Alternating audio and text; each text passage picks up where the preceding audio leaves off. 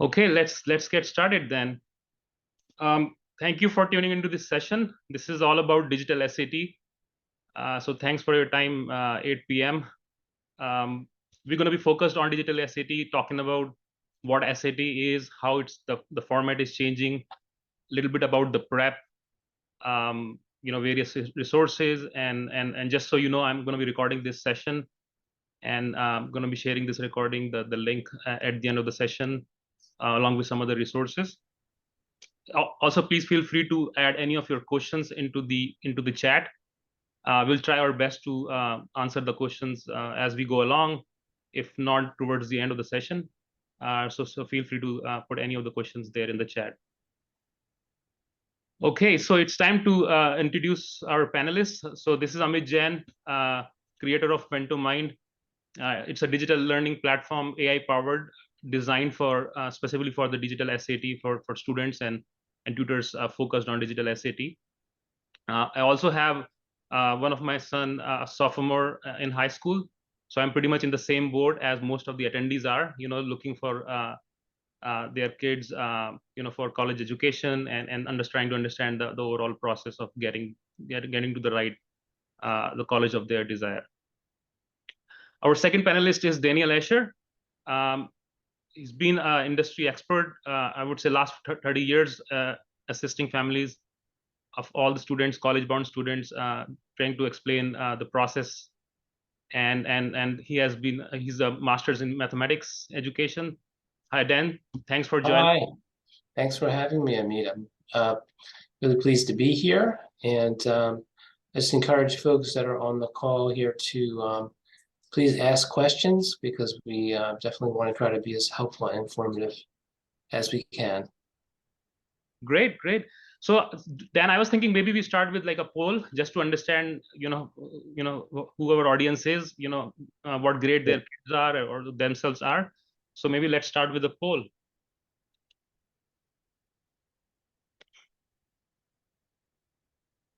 I'm hoping everybody has got the question in front of them. Yep, I see it. Great.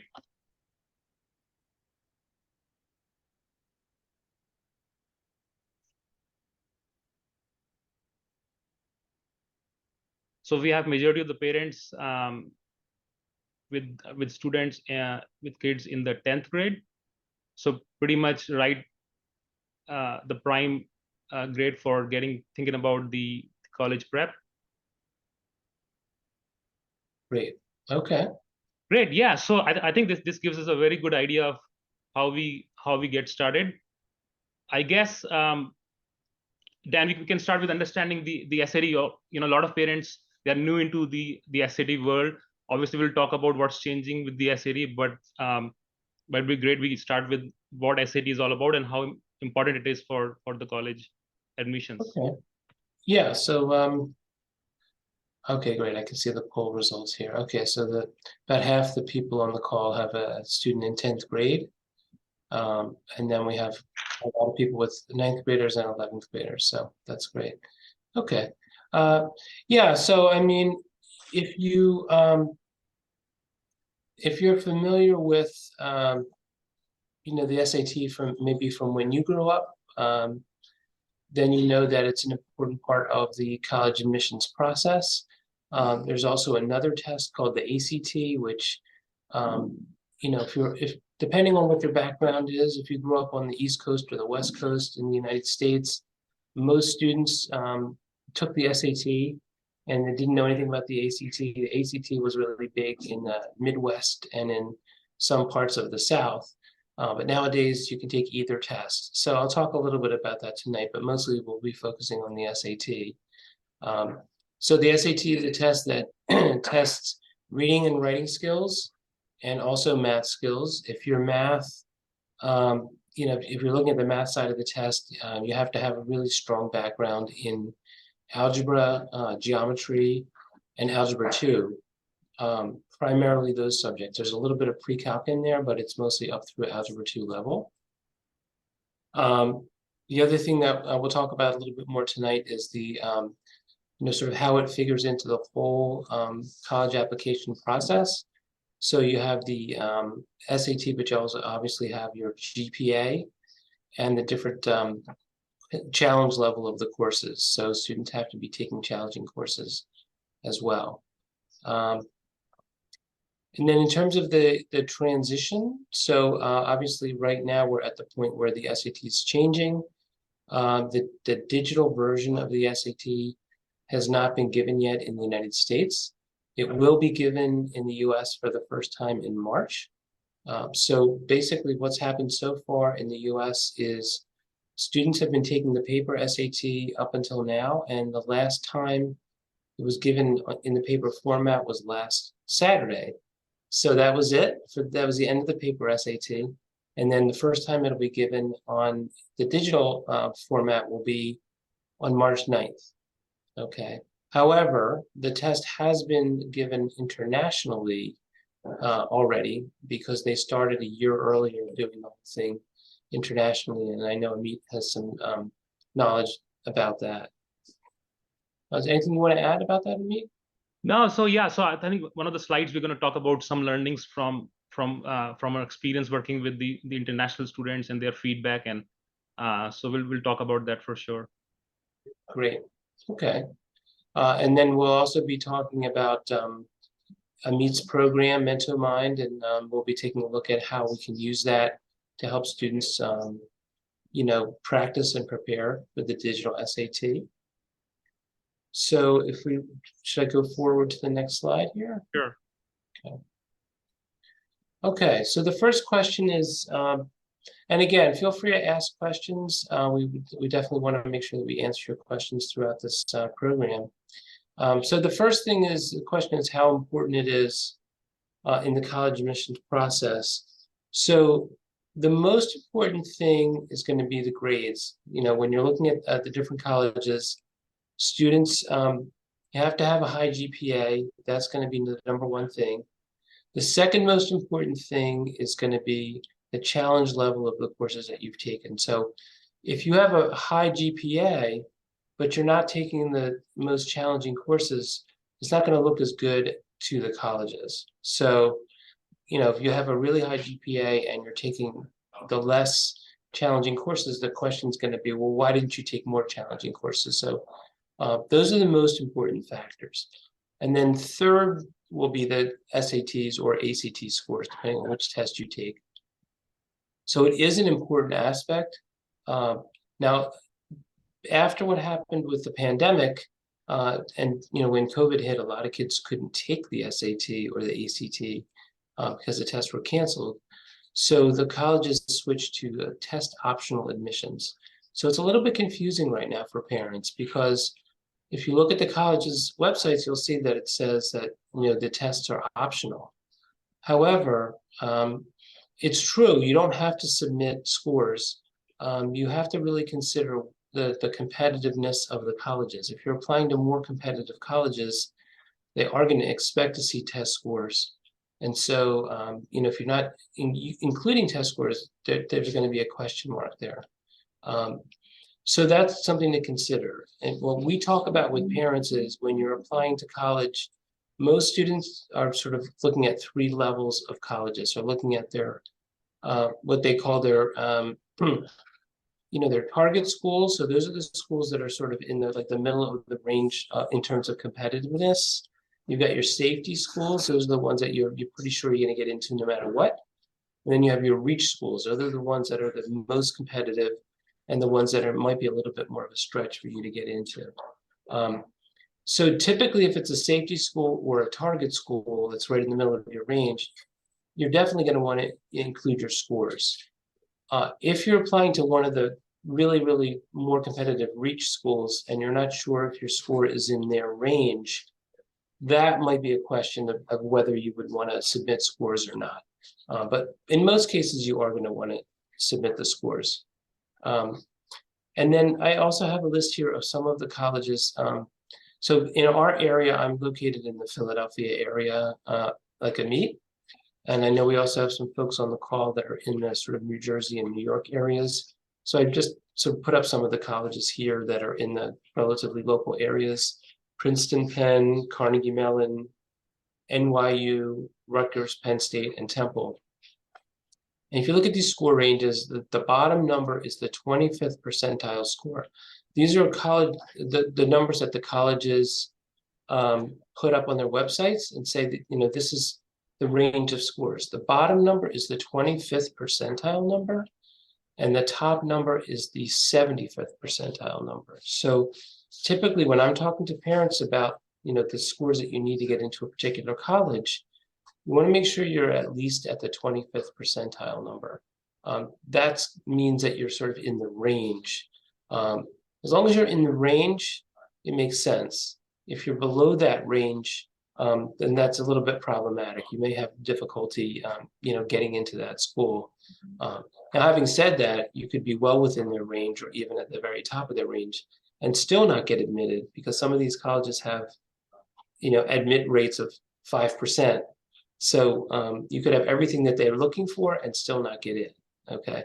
But generally, you want to make sure that you're at least above the 25th percentile number, which is the bottom number of these ranges.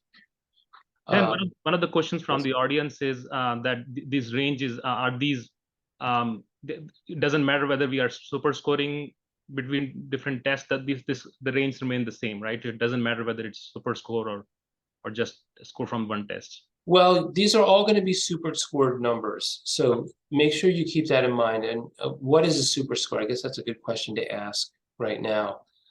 So super score means if let's say you took the SAT 3 times, you can take your highest score in each area. So you can take your highest math score and your highest reading and writing score and add them together to get your overall score. So these scores are going to indicate that they are super scored. And so when you're looking at the numbers that the colleges are putting out there, like these numbers, you have to remember that they're putting up the numbers that are the super score numbers. So the kids may have taken the SAT or the ACT several times, and the numbers that they're using are going to be high for that reason. So a student may not have actually gotten this number on any one specific exam. Right. And it's also true of the ACT. They're going to use the super score numbers. ACT is a little bit different in terms of the way they do the scoring, because the ACT is an average of 4 subscores, and the super score is going to be, again, it's the top. You take the highest score in each of the 4 areas and average them to get that number. Right. Another question, Dan, just related to this, people always ask about like how many attempts of SAT is like too many, right? Right. And then is 3 or 4 the right number? And is that a problem if a student has taken 4 tests and they submit that score?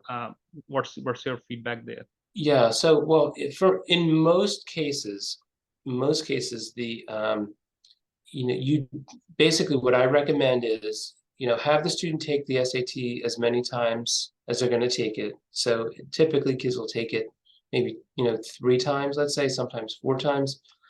Don't send scores to any schools until you have all of your scores in. So when you register for the exam, you're going to be given the option to send scores to colleges, and it'll say you get 4 free schools that you can send scores to. Don't put any schools down there. You want to make sure you leave that till the very, very end of the process when you have all of your scores. Then you can decide which scores to send, because if the student took the test several times, but there's one specific test date where they got the highest scores on everything, or 2 specific test dates, one where they got the highest math score and one where they got the highest reading and writing score, those are the only scores you want to send. So you don't want to send all the scores.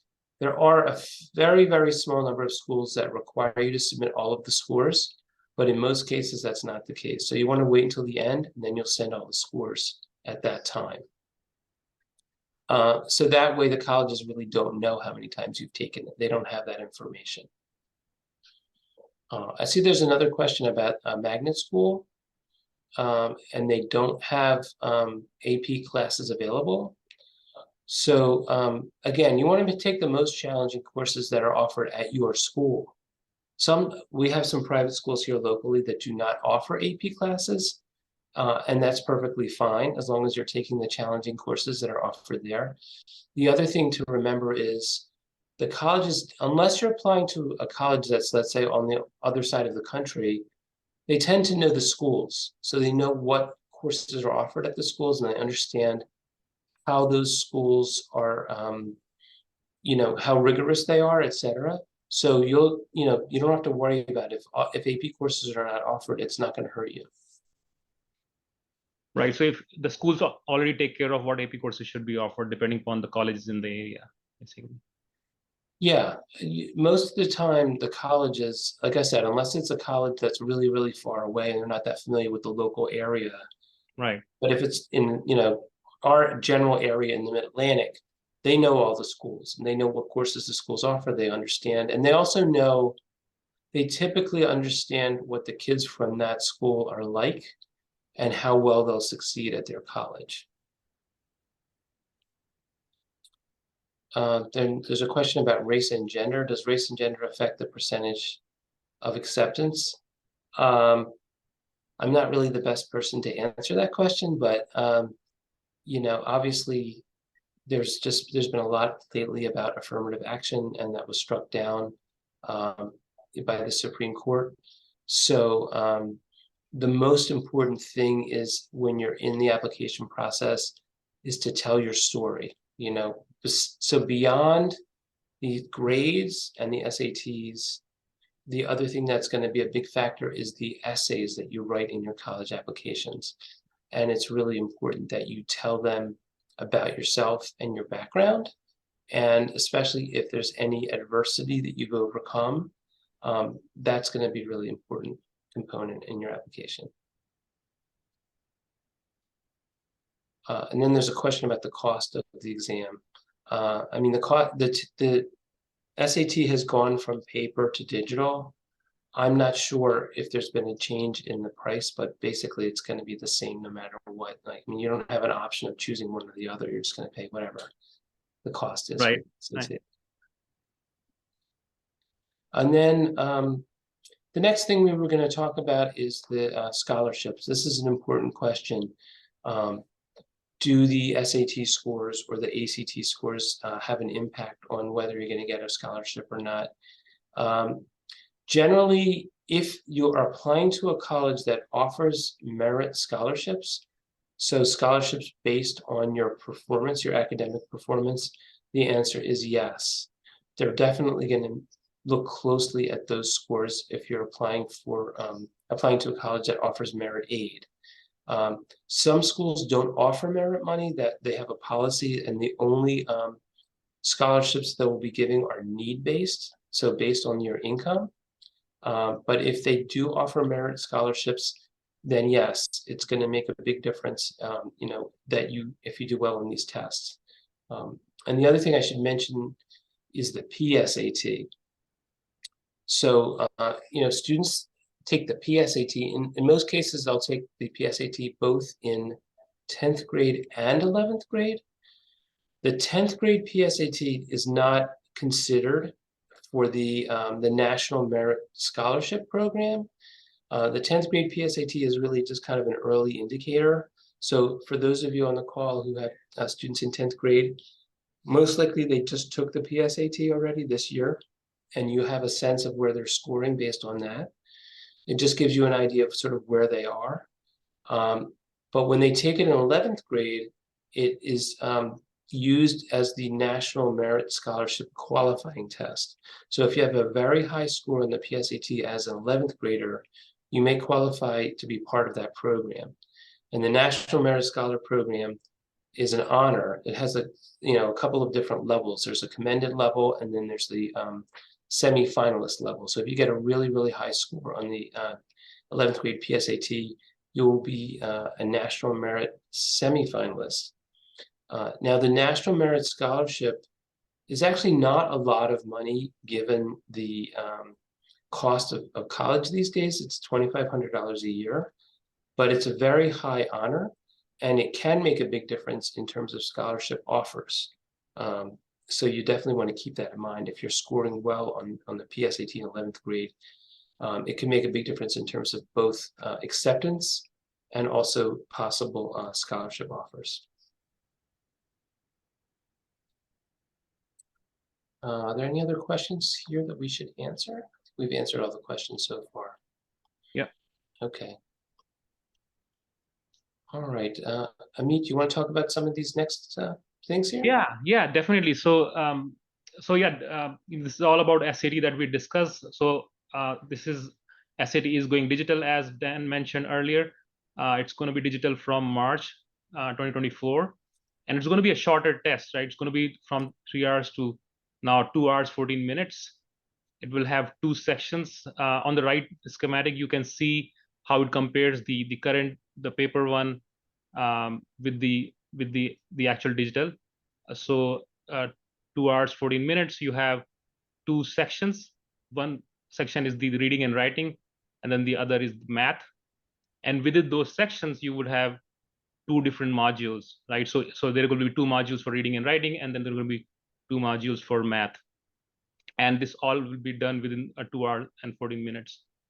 The calculator will be allowed for the entire math section. That's a big change from the previous SAT.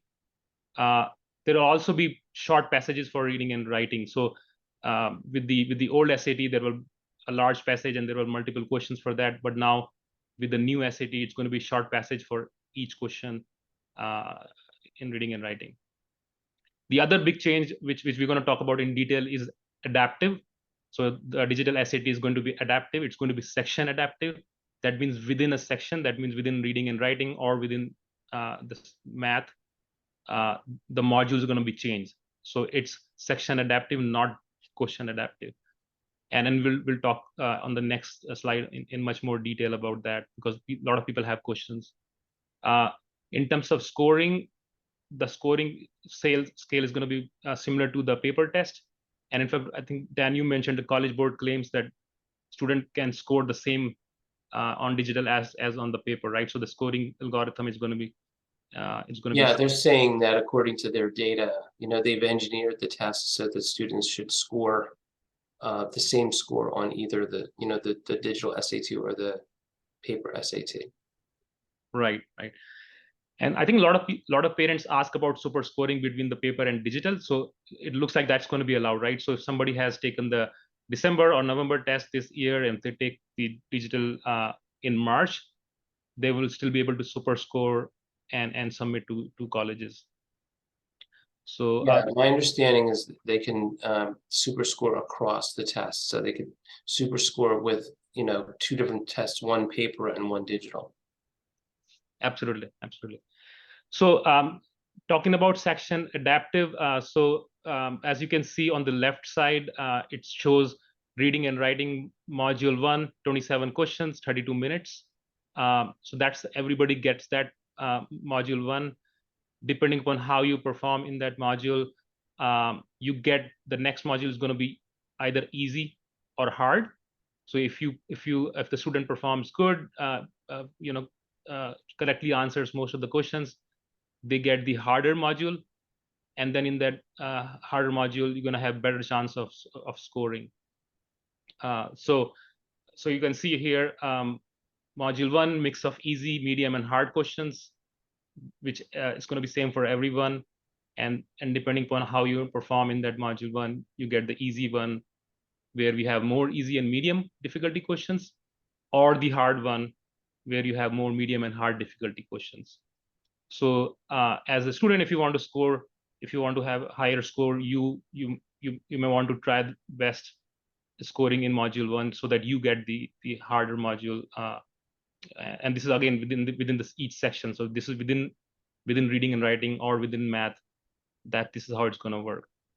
And of course, if it is harder question, then the scoring is more, right? So there's higher weightage on the harder question, so you have more chance of scoring high when you get the hard module. Yeah, and that's one thing that's different from the old SAT, from the paper SAT, that on the paper test, the way it's always been is that every question was worth the same amount. My understanding is that there is some weighting on the questions, like you say. So some questions will be worth more than others, but we don't know. We don't have information about that. The College Board is not going to allow us, at least in the near term, to know what that looks like. So, we can only guess about that. But one good thing is that with the new version of the SAT, students have more time per question. So time is going to be a lot less of an issue than it has been on the SAT. The students will have more time, so it shouldn't be as difficult to get through all of the questions. And therefore, they should have, if they're prepared, they should have plenty of time to answer every question. Absolutely. And then later we're going to talk about how it's going to actually look like. There will be tools available within the interface where students can. It's going to help the students, answer faster and use certain online calculator to do the calculations faster and things like those.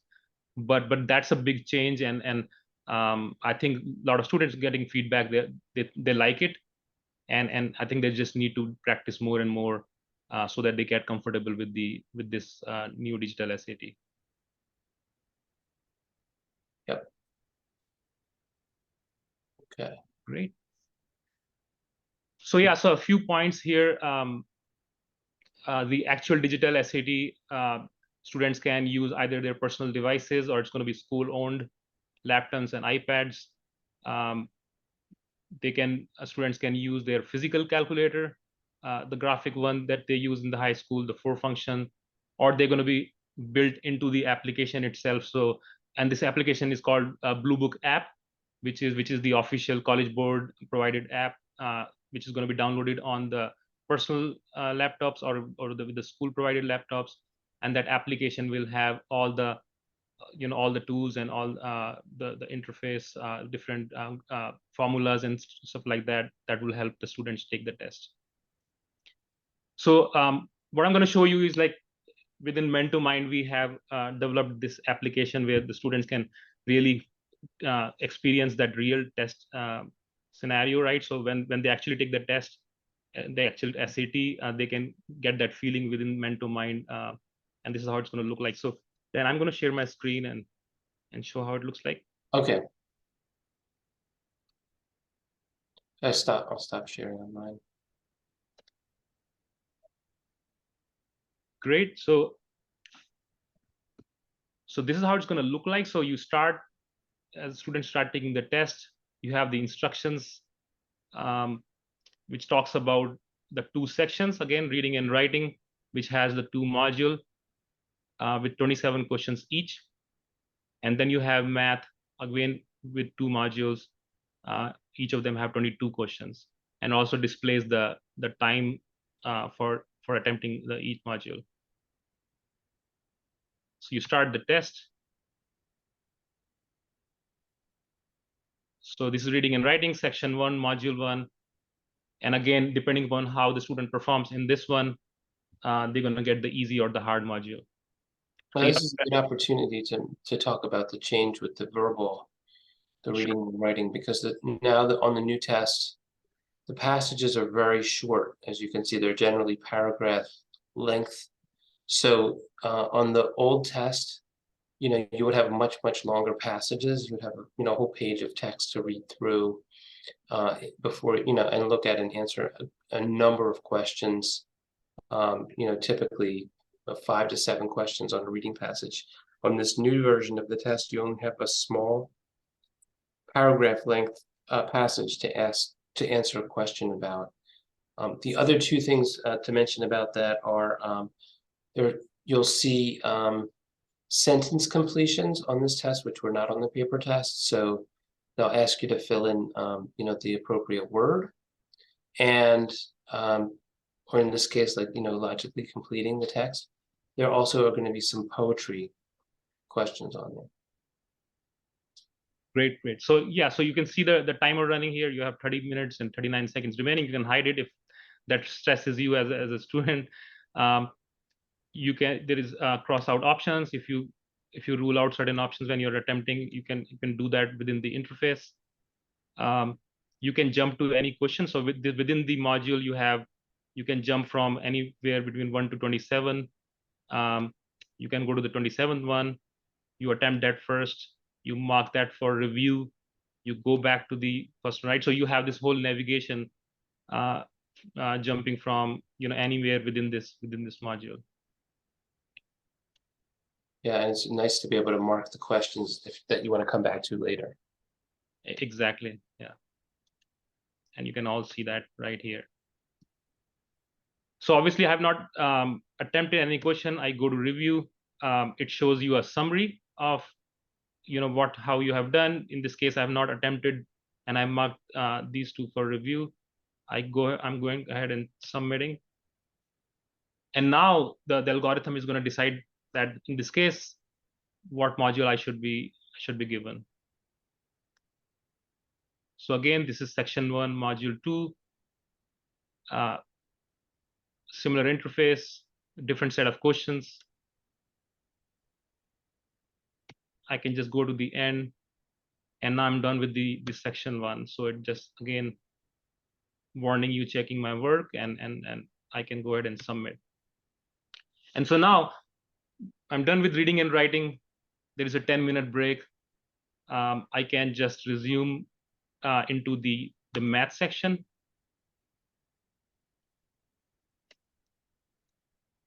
And math section is a little interesting. You have various type of questions. You have the question with 4 options, or you have just a text box where it's a student produced response. So you have to type in the answer. Right, 25% of the questions on the math test are the student produced responses, which are not multiple choice. Sure. And then we were talking about the calculator. So this is the graphing calculator provided by Desmos. So students, some of the feedback we got from students, from international students, that they had a little bit of difficulty using it. But if you really use it well, you practice, I think this is going to be a very useful tool for solving some of the questions much faster than this is Yeah, how. that we've seen that some of the questions on the test may not be quite as obvious as calculator questions, but if you learn how to really make use of the Desmos calculator, some of the questions that look like more difficult questions to begin with are actually a lot easier, and you can solve them very, very quickly if you understand how to use the calculator to your advantage. Absolutely. You have this reference sheet where you see certain formulas and certain reference material which is available. Again, you can mark questions for review, and you can navigate between questions and jump to any question. Very similar, you're done with module 1. Depending upon your performance, you will be given a harder or a easier module.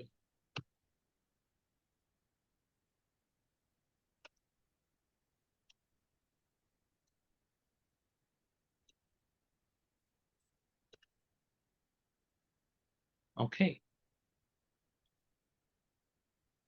So I'm done attempting with this test. So obviously this is all Mentomind, but yeah, we can talk about some of the learnings from our students. Dan, if you want to bring that slide up again. Okay, just a second.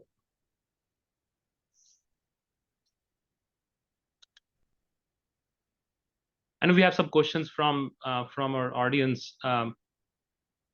What are pros and cons of digital SAT versus the paper SAT? Any specific comments, Dan, from your side? Well, I think it's important to remember that you don't have a choice at this point. It's not, like, I mean, if you've already, because the paper SAT is never going to be offered again, so that's basically over with at this point. So you have the option of doing it. But I will say, my understanding is the kids generally prefer the digital version of the test. You have more time per question, so that's a big plus. Like I mentioned, the reading passages are very short. It's very comfortable for students. They're not going to be running out of time, and also kids are very comfortable with the technology, so they're very used to doing everything on a screen. And I think this having the Desmos calculator is a really big advantage. I think the kids really will get a lot out of it. I mean, you do have to become very fluent with it, but it will help you a lot, using that. And then the other big advantage is obviously it's a shorter test generally. So, it went from a 3-hour test to, less than 2.5 hours. So that's a big plus as well. So I think people are generally going to be very happy with this the option. Yeah, and one of the other questions is the digital SAT expected to give us faster test results than paper? I don't know the answer to that question. I think that they had gotten to be pretty quick. Like you're getting your scores within a couple of weeks. So you may get the scores back a little bit more quickly than that. But I don't think it's going to make a huge difference in that regard. Right. Another question we have, Dan, is as far as practicing is concerned, practicing with traditional SAT where a lot of resources are already available, can that still help prepare for the digital SAT? I guess this is more of a question around curriculum because the curriculum has changed a little bit, at least in reading and writing. Yeah. I guess that some of the existing material can be used for math. But right. I would say that probably it's going to be more helpful on the math side, but on the verbal side, with the reading and the writing, it's possible that some of the material we have for the previous tests will be relevant, but the format of the test has changed so much on the verbal side that it's not going to be that helpful. So I would say probably more on the math side that it would be useful. But generally speaking, using something like this Mentomind program or some of the other course materials that have been created specifically for this test is going to be a lot better than using some of the older stuff because the test has changed so much. And the other thing is that the amount of material that's available, the official practice material is pretty small, like Amit said earlier. So for the official Blue Book app, there are only 4 practice tests that have been made available. And then I think there's a little bit more available on the College Board website.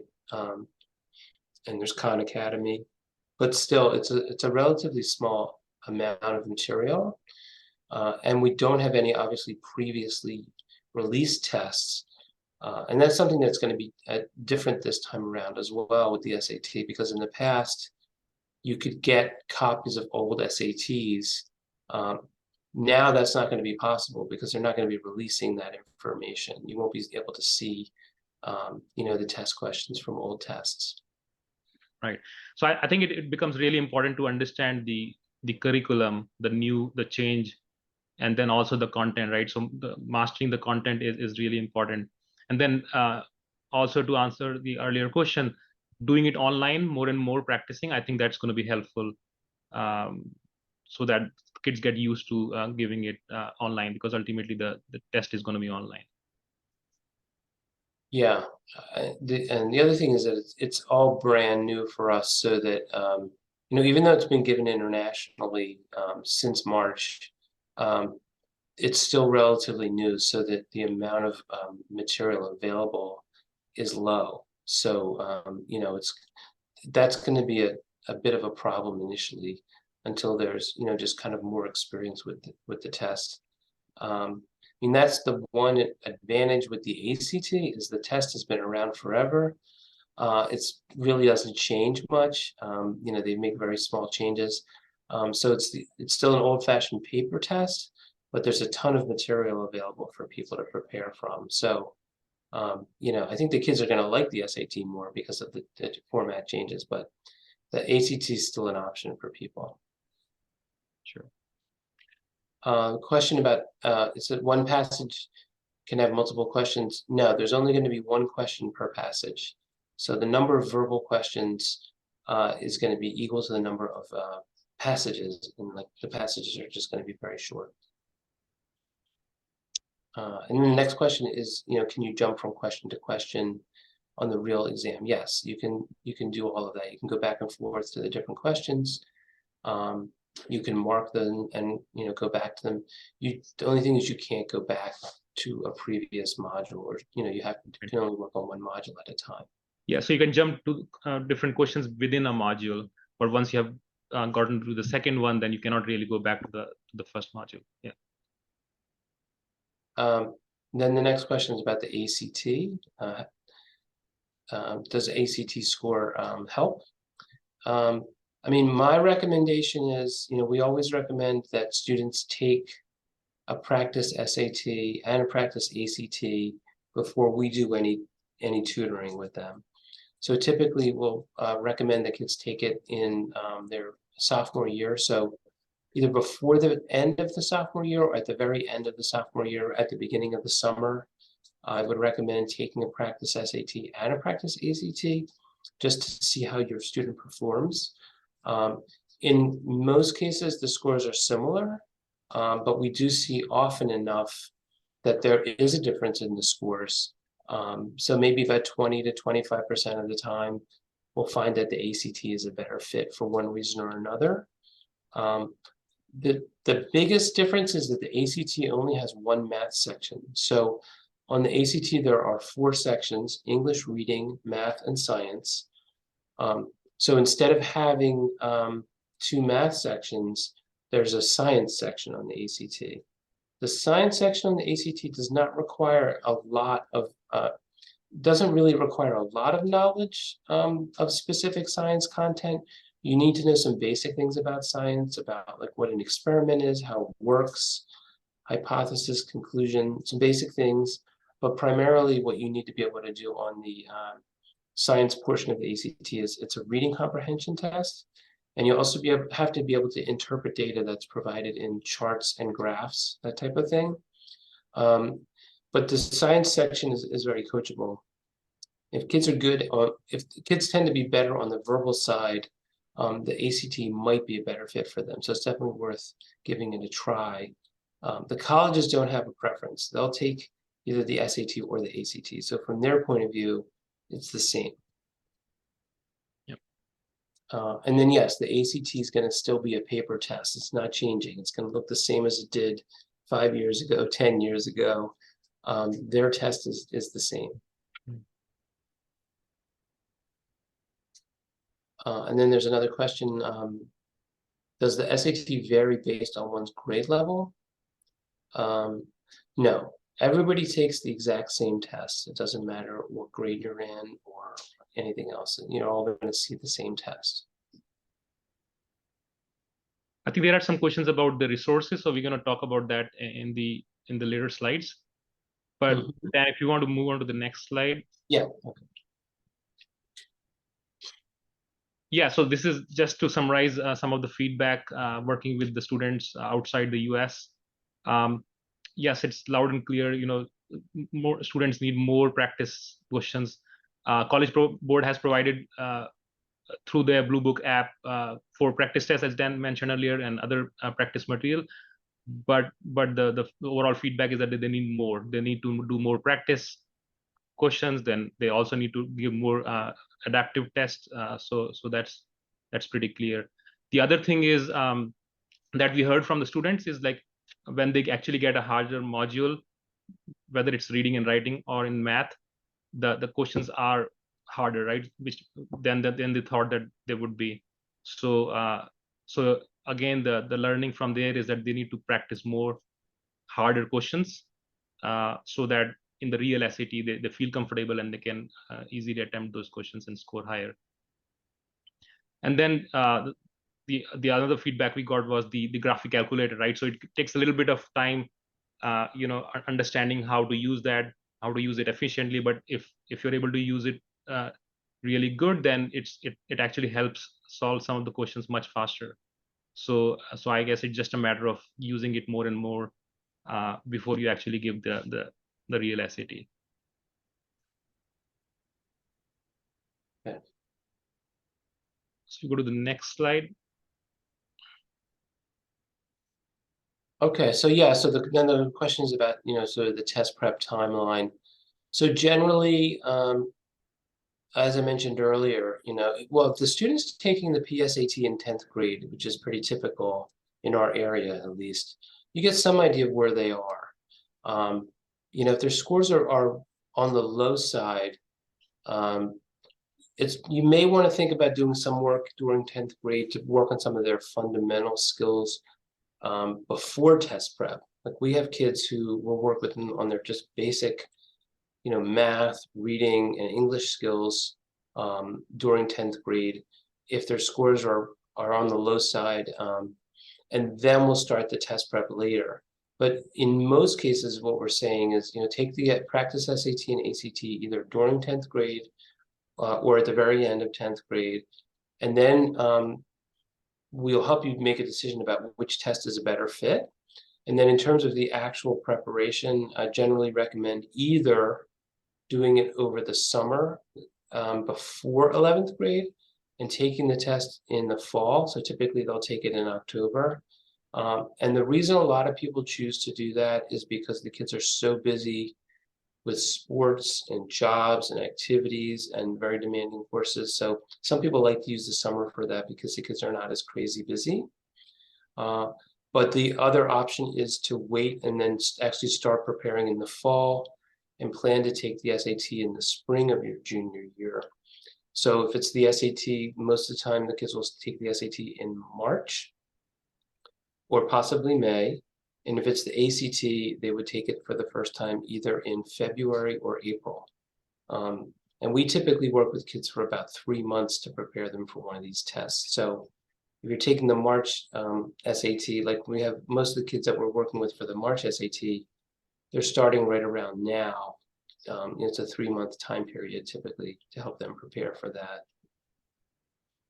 And then in terms of the strategy, I put down here that it's an iterative process, which means that, you take a practice test first, you see how you do on it, we get a sense of what your strengths and weaknesses are. We start working on the material. We know what are the topics that you need the most help with, and we also look at what strategy elements you need to focus on. Then we'll continue to take practice tests. We'll evaluate your performance on the practice exam. So with MentoMind, you can do that. You can take practice tests, then you can see what areas you need to focus on, work on those areas, and come back and take another practice test, and then repeat the process. Like we said earlier, because it's a digital exam, if you're taking the SAT, you really want to use, as much as possible these digital practice materials. That's going to make a big difference. Amit, you want to add anything to that? No, this is all good. Again, as we said before, mastering the content, making sure that you identify your weaknesses, and making sure that we practice to plug those holes. I think that's going to be most important. So taking a test, improving on those things, I think that's going to be super helpful. Just to answer another question from the audience, I think it's from the previous slide. Student can bring their calculator, so they can either use the graphing calculator in the actual SAT, or they can just bring their own scientific or the one which they use in the high school, that calculator. Yes, you can bring your own calculator to the test as well. And I think, it really depends on the individual student, what their preferences are. Some kids may prefer to do some things on their own calculator that they bring with them. And maybe they'll do some of the simpler calculations that way, but maybe using the Desmos calculator for the graphing. But you can do it either way. There's a question about, does MentoMind have guidance for my weaknesses in a section? Yeah. So and what we can do is, once we finish the session, we're going to send all the resources in your emails, people who have registered, and you can try it out. You can see the report. There are other free resources available. So I think it's best to take a look at all the resources and see what works for you, and go from there. So yeah, so this is the transition to the right slide. Resources. Go ahead, Dan, if you want to talk about those. Yeah, so there is official material provided by College Board, obviously, like we mentioned earlier, which includes the Blue Book app and some other like PDF resources that are available on the College Board website, because they do have paper tests that, even though the test isn't available on paper, They do have some PDF resources that are there. There's Khan Academy, which is sort of catching up. I think it's still not quite where we want it to be yet, but they're catching up. I also just mentioned, it's not on the slide here, but a friend of mine named Brian Stewart is the one who writes the course books for the SAT for Barron's, and he's done a really excellent job putting their version of, the sort of traditional test prep book that's available from Barron's. If you can get it on Amazon. It's an excellent book. So it's a big book. It's a paper. It's kind of like a phone book size book, but there's a lot of great stuff in there. So that's another really good resource because he's just really good at writing these kinds of questions. Obviously, the tutors, that's what we do. If you're going to work with a local tutor in your area, you just make sure that they're very familiar with the new test and, find out what kind of curriculum they're using.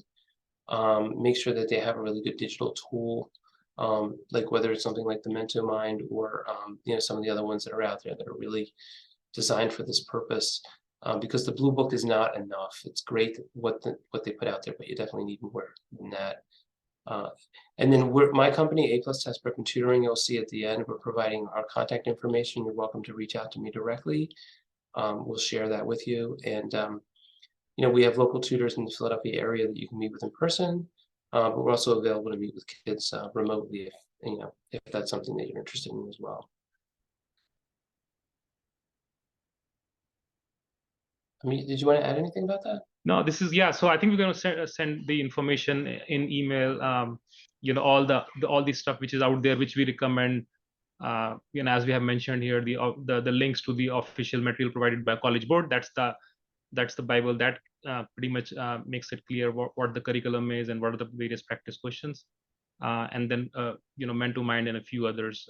So for parents and students to try out. One other thing I would mention is, because I talked about it a couple of times, is that, we recommend the kids take a practice ACT as well. So you can take a diagnostic exam on the MentoMind for free. But if you're interested in taking a practice ACT, you can contact me. I can send you a practice ACT that the students can take at home. And then I can help you interpret the results. I can, look over the score report with you and help you compare them to the results that you received, your student received on either the PSAT or the practice SAT from MentoMind, to see whether the SAT or the ACT is a better fit. So if that's something you're interested in, we'll be sending a follow-up email about that as well.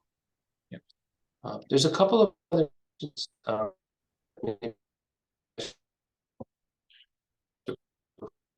we finish up here. So we talked about the duration paper test. There's a question about whether the SAT is connected with the National Merit Scholarship Program. The National Merit Program is based on the PSAT. However, if for some reason you can't take the PSAT, I know some kids in our area, the PSAT, there was a glitch and they weren't able to actually take it. So you can submit SAT scores for the National Merit Program. You have a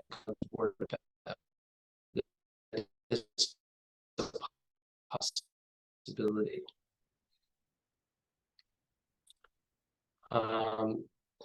Calculator, yes, you can bring your own calculator. PSAT is on a different scale than the SAT. It's on the scale of the maximum score is 1520, whereas the SAT is a maximum score of 1600. But the PSAT is supposed to be a pretty good predictor of how you would do on the SAT. So the question of what's a good score is really, that's sort of in the eye of the beholder.